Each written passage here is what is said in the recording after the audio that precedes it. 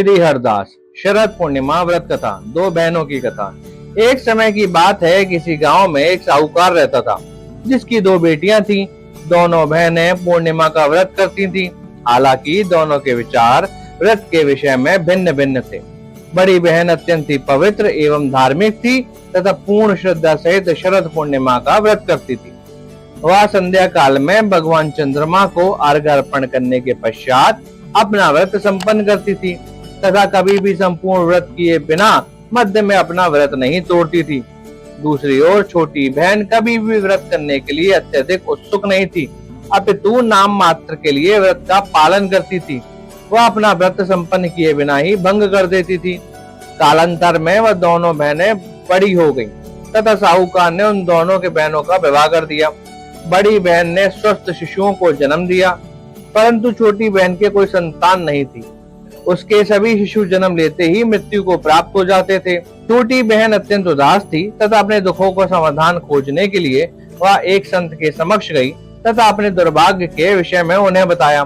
संत ने उसके दुखों एवं दुर्भाग्य का कारण समझा तथा उसे बताया कि वह बिना किसी रुचि एवं भक्ति के पूर्णिमा व्रत कर रही थी, जिसके कारण उसके जीवन में दुर्भाग्य का आगमन हुआ है।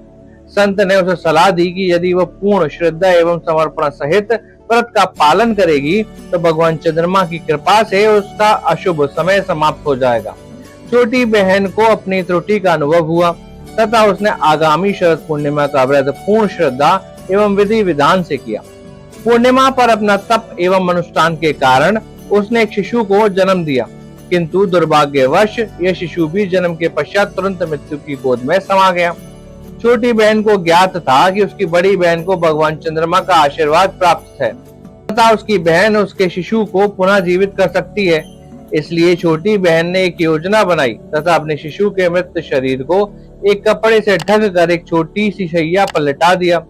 तत्पश्चात उसने अपनी बड़ी बहन को अपने घर में आमंत्रित किया और उसे उसी बिस्तर पर बैठने का आग्रह किया जिस पर शिशु का शव पड़ा था।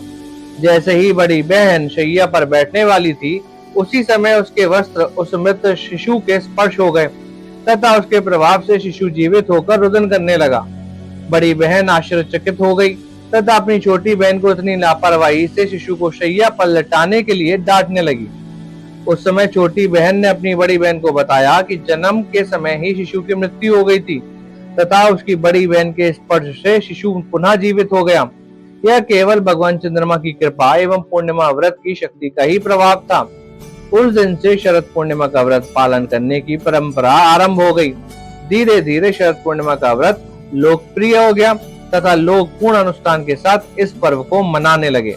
ऐसे ही दिव्य कथा सुनने के लिए चैनल को सब्सक्राइब करें, बेल आइकन दबाएं और कमेंट करें। श्री हरिदास।